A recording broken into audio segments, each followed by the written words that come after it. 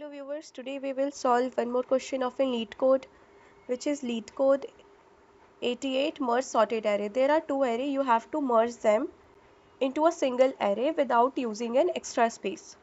So you can do it with a very easiest approach.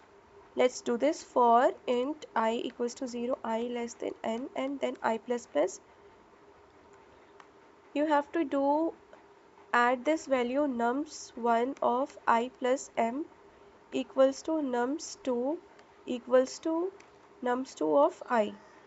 Okay, and after this you just have to sort the nums1 dot begin comma nums1 dot end.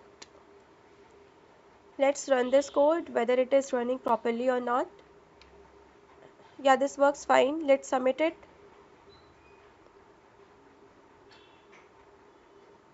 Yeah, this has been submitted. Thanks for watching.